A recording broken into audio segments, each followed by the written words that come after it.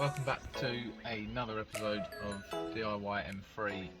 I bought an updated Eon Android head unit for the car just to modernise the interior. Obviously we spoke before, I've had the steering wheel done. I previously wrapped all of these trims and stuff just to smarten everything up inside, so I have already started, but I thought, why am I not filming this to help other people?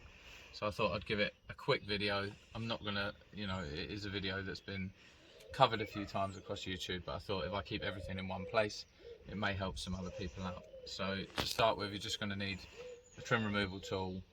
I got mine from Halfords, a couple of quid.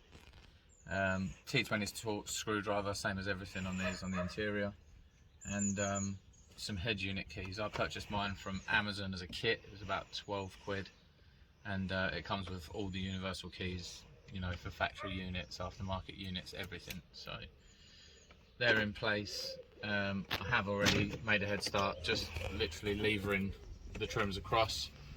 The first section will come out, the second section's pinned by the other one, and then we're just going to lever out this side, if it will. You've got to try and almost hold them level whilst it's pulling. They are tight, but they'll go. There you go. Normally, if you zoom in on it, normally there are screws here, 1, 2, 3 and 4 that normally hold them in. 2 are for the unit, 2 are for the air vent control. I see a lot of videos on YouTube where people are trying to prise these out with trim removal tools. Don't do that, you can end up breaking the clips. If you put your thumbs under both sides and just pull it directly up, it should just pop up and out, and then you just cast that up on top of the dash and leave it out of the way. Next thing you want to do remix. So next thing you want to do is just press the eject button, and then with great difficulty you need to look underneath and find the 2 slots for where the keys are actually going to then locate. You'll have to then pull the keys out, and that will release the head unit. So I'm going to have a 5-minute fiddle just locating these keys properly, just making sure that everything does go as planned, and then I'll get back to you as soon as I've got those in place. Back to it.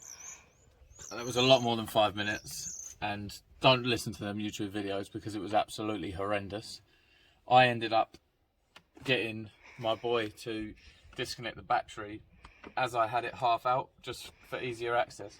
The keys go underneath the volume and underneath the navigation buttons, but to actually access them with it, half flipped out or down is near on impossible. You can't see what you're doing. So I pressed eject, and like I say, as it got to that halfway sweet spot, I made him pull the battery lead just so that would then lock it off completely, and only then could I reach my hand behind into the air vent to put pressure on the back of the CD unit and then flick the levers. Yeah, utter horrible job, but we are there now. So that's the hardest bit done.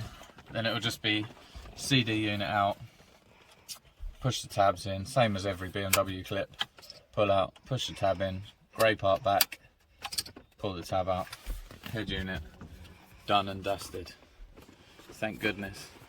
So, helpful tip on what I was trying to show is if you look under, you can just about see, and the only way you can see it, it's that silver tab there. The only way you can see that is if you get it half flipped out, otherwise you are going in totally blind.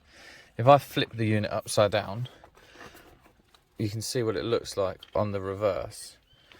So, I'm trying to do this one-handed, so it's not ideal, but if I go through what would be underneath the volume control, you'll see it come out on the back side. What you're aiming for is to get in that little lock pin, and you'll push it and it will finally clip, and then just one movement and you'll see what it does. It disengages, and with your hand behind, obviously then it will allow for it to pull out.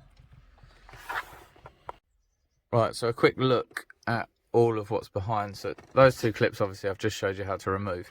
Other thing I will just touch on, so within this wiring loom on this side, this plug is hidden in electrical tape. Now I previously got mine out. I don't remember struggling as hard as that because it was back when I first bought the car, but I actually retrofitted this auxiliary cable. I went on, I think I got it from Amazon again. It was only maybe 10 quid, but this actual plug connector is taped and hidden into the, I think it was the blue wiring loom. I can't exactly remember, but one of the looms is taped in and you'll see it hidden. So you have to untape that, and then obviously you get your new one that plugs and plays, and I just routed mine down, out round the side, and then it comes out just down here. And then you've got auxiliary for your phone if you wanted to keep the standard unit. I'm not, I'm going into Eon, and that's literally going to be, well, I say plug and play, it's not. I need to route all the wiring with the extension because I have the nav model. You have to buy the 6-foot extension and run it behind the dash, all down the trims to the back and to the nav sort of unit, the amplifier in the boot. But I'll probably do that at a later date. I just kind of wanted to get the car prepped, ready for the weekend, ready to actually get it all done. So maybe I will make a video on that. Maybe I won't. We'll see how that goes. But there's the removal for you guys, and an auxiliary retrofit should you want to.